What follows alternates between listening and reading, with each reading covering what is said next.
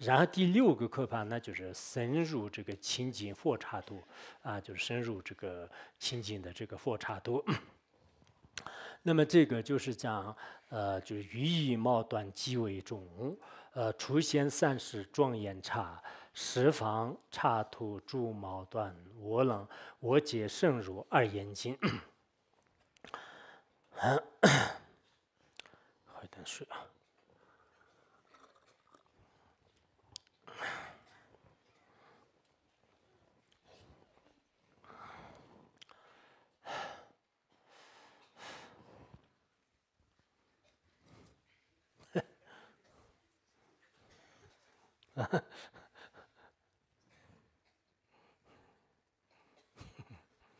没有讲过，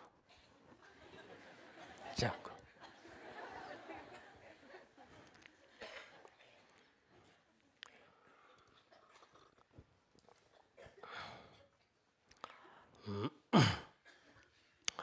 那么刚才这个课盘里面说是这个深入这个清净的佛刹，就是深入清净佛刹之源。意思就是说呢，就是与一个毛端，就是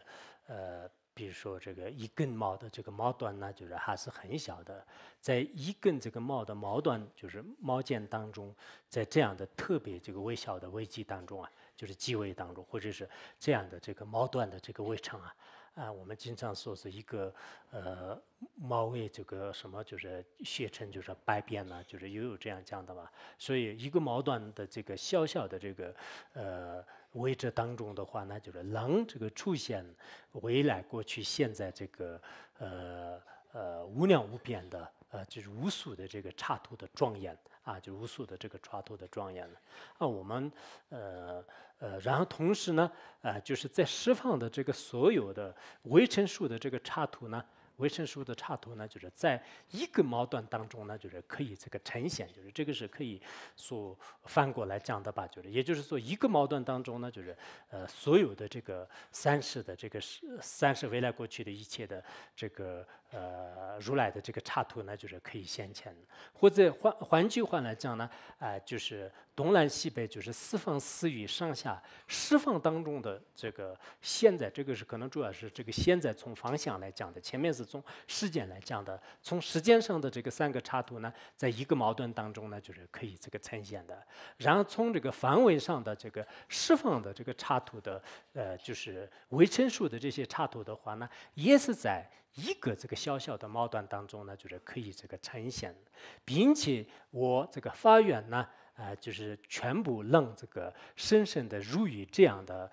这个庄严而清净的刹土啊，就我这里，我借深入二严经的话呢，从韩文的字面意思看来的话呢，好像我这个度让这个深深的这个去入，并且呢，就是庄严和清净，好像就怎么说啊？就是他直接这样理解的话，可能是就是有这样的，但实际上呢，好像那个就是不空翻译的时候也是能入祝福言插头吧，好像就这样的，所以藏文也是跟这个比较相同的啊，就是意思就是说呢，就是我让这个深深的就是入于这样上面所讲到的这个一个毛端当中，就是让这个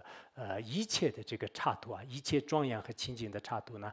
都可以现前的这种境界。就是我们发愿呢，应该这样。那这样一想的话呢，就是这也是一种这个不可思议啊。就是我们在座的大家都知道，就是一个小小的，不要说是一个毛端当中，就是连一个这个一个山沟里面，就是未来、过去、现在，或者说释放的这个刹土都是全部在这里这个呈现的话呢，就是这也是不可能的啊。就是在一个房子当中能呈现就是所有的佛陀和佛刹的话呢，就是对我们来讲这是。绝对就是不可能的这个事情，但是如以这种菩萨境界的人来讲呢，就是这也是确实是这个完全是这个可以的啊，就是我们先宗的这个佛经里面呢，有很多不可思议的这些境界啊，就是不管华严经也好，还有这个就《法华经》也好，还有那个比如说《宝积经》啊，就这些里面有，而且这些呢，就是刚好这个密宗当中呢，就是把这些的道理就是说的就是更加这个清楚就比如说那个佛说这个《华严经》里面呢，就是讲过，就是说是这个佛曰一毛空就是佛曰这个一毛空呢就是所显这个神通呢，所利益众生尚不可思议。说佛陀呢，就是在一个毛孔当中所现到的这种神通力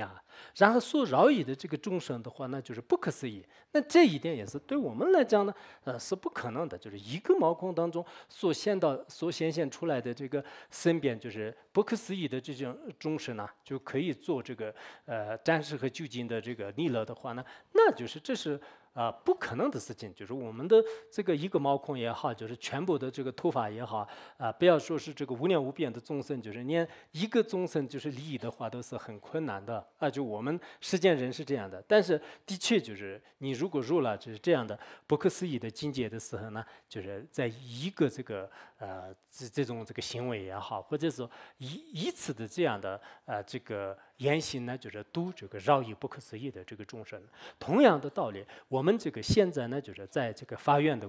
过程当中的话呢，就是我们现在确实是微尘就是微尘，须弥山就是须弥山而就是须弥山无法容纳这个微尘当中，就是微尘呢，就是没有办法就是变成这个须弥山就我们在我们现在凡夫的眼里呢，因为我们没有证悟这个空性的原因，就是三世也是相违的，大小也是这个相违的，多少也是相违的，长短也是相违的，